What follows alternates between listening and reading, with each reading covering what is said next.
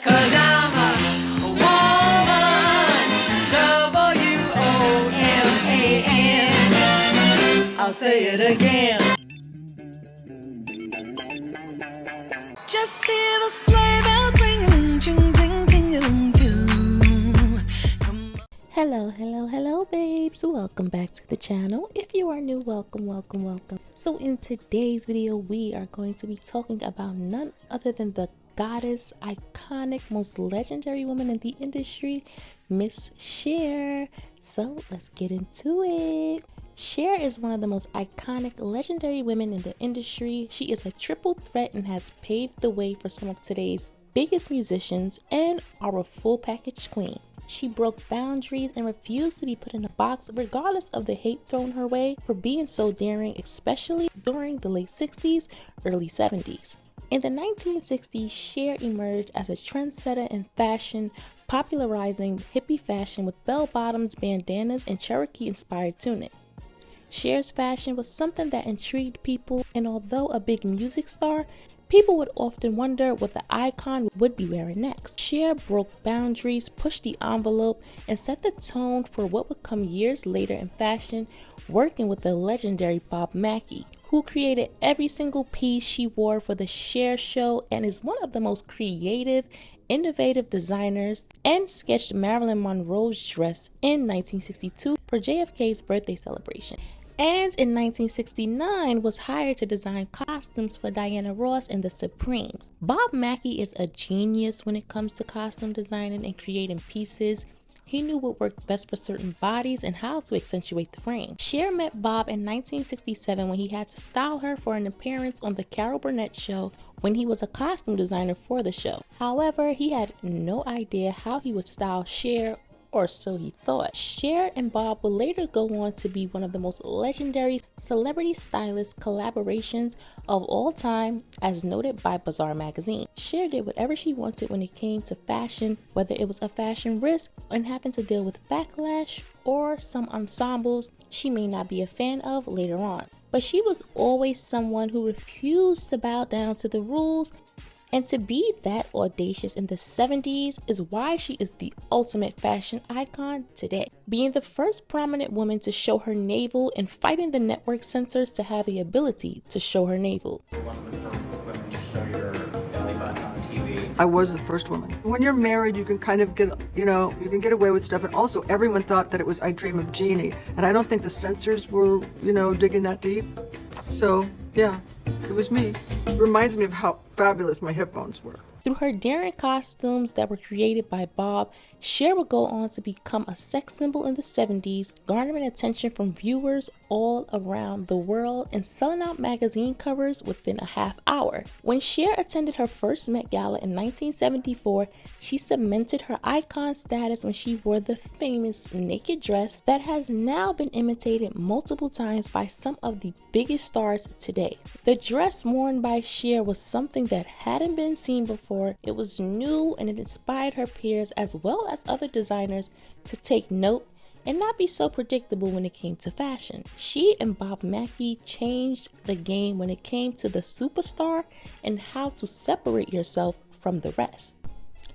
In 1975, Cher appeared on the cover of Time magazine with the dress she had worn for the 1974 Met Gala. Though there was Vogue, Time was the bigger magazine at the time to showcase the dress in all of its beauty, as well as give a backstory on the dress and designer behind the dress. Bob Mackie. This guy came up to me. I don't know if he was a photographer. I don't remember what he was. And he said, "How do you feel being naked?" And I said, "I feel just fine." If you look at it, it looks like it's stuck to me, and that's because it is. I think it was shocking for a lot of people because it was soufle. The dress was made out of soufle, which was a material that was outlawed in America. You could only get it in France, and Marlene Dietrich had her beaded dresses made on it. And so when you put it on, Bob sprayed it with like a little hand sprayer and it just sticks to your skin. So it looks like your skin's beaded. So I think people were a little taken back. Although the magazine had sold out within a half hour, it was banned in a few cities across the country due to the illusion of Cher being naked. When Cher made her entrance wearing the dress designed by Bob, she immediately grabbed the attention of everyone around. Her flowing, shiny silk jet black hair, her slender frame, The way the dress clung to her, no one could have wore that dress the way Cher did.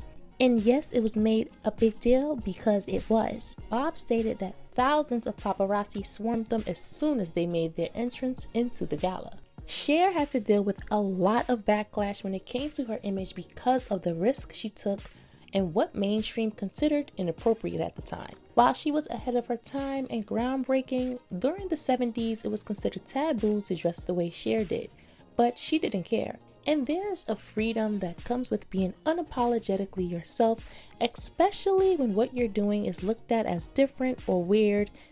But some people feel you don't have the right to do so because they are so afraid to be themselves and want to be liked by everyone, so they'll hate every second of it and project that onto you because someone being who they authentically are makes them uncomfortable. Cher was the epitome of opulence and diva, and if she wanted to, she could have been a high fashion model with her big, beautiful, expressive eyes, high cheekbones, bone structure, and beautiful, thick, lush, long hair. She wore glitter, sequins, intricate beading and lace, feathers, diamonds, and over-the-top gowns. She had the it factor. She could walk into any room and own it, and her charisma and charm were just the cherry on top. In 1975, Cher hosted her own show that featured a variety of musical guests, and in 1976 reunited with former husband Sonny Bono for the Sonny and Cher Show. For both shows, Cher wore the most decked out, glamorous, slinky two-pieces, jumpsuits, gowns, oversized jewelry, and there was no such thing as too much bling or too much glitter and sequins. Bob Mackie designed every single look she wore on the set of her show. Bob is one of those designers that are about craftsmanship and dedication, something we don't see much of today. The way the clothing would drape off of her body and she just become one with the clothes was what set her apart from the rest. Majority of the clothing Cher wore was something only Cher could wear, and some things people just didn't have the courage to pull off. In a 2021 interview with People magazine, Bob Mackie said nobody was allowed to even design a halter dress until Cher started wearing them on Sonny and Cher in the 70s. And then all of a sudden, they were in everybody's collection. And then girls were showing way more skin than they should have because Cher was showing more skin than she should have. But she looked good in it. And he was telling the truth. Many people often imitate and still imitate or at least attempt to recreate Cher's looks from the 70s. Some can pull it off, but others look like they're playing dress up, not fully confident within themselves, which plays a major role when pulling off the looks that Cher did. Because like I always tell you guys, you can have on the best get up, but if you don't look confident and secure, then you'll look like you're trying hard and just be uncomfortable. Cher's impact is one that cannot be denied. She changed the industry forever with her bold fashion choices and being unafraid to be sexy. She popularized the belly ring and through her fashion showed how women could express themselves differently and have fun with their looks without always being so stuffy. She has influenced some of the biggest stars today, like Beyonce, who, fun fact, Miss Tina said the pants that Cher wore for her Vanity Fair cover was reworked into the iconic top she wore for her Dangerously in Love album cover that is in the Rock and Roll Hall of Fame. Now, I tried looking for the Vanity cover, but I couldn't find it. No wonder why that top, I love that album cover. It's one of my favorite Beyonce album covers. But no wonder why the top is so iconic, although Beyonce, of course, is an iconic legend and she looks good in anything. But to have the pants that Cher wore made into a shirt for her, made into a top for her, just the cherry on top. She's influenced Zendaya, Lady Gaga, Kim Kardashian, Rihanna, and countless others, and the runways and fashion designers, especially in the 90s and 2000s. Like Roberto Cavalli and Versace, with Roberto Cavalli doing the multicolored flowing dresses with cutouts and navel exposing dresses with plunging necklines in multiple colors, frills, and all of the things that Cher wore in the 70s. And then there's Versace with the rhinestones and sequins in bold, vibrant colors, as well as designers like Tom Ford, Anna Sui, and Dolce & Gabbana crediting Cher as their inspiration for designing some of their clothing. In May 1999, after the CFDA recognized Cher with an award for her massive influence on fashion, Robin Givhan of the Los Angeles Times called her a fashion visionary for striking just the right note of contemporary wretched excess, which is the perfect way to describe Miss Cher. There is nowhere you can turn without seeing Cher's influence on the fashion industry.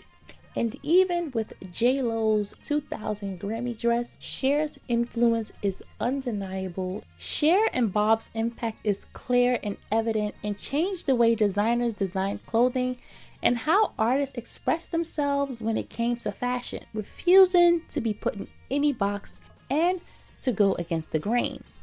She wore Cher see-through blouses, dresses with cuts, bearing her navel and wearing the brightest colors when everyone may have been in dark, boring colors.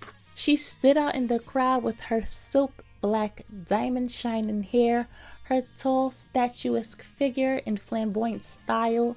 There was no one like her, and why even in her 70s, Miss Cher is still and will forever be that girl.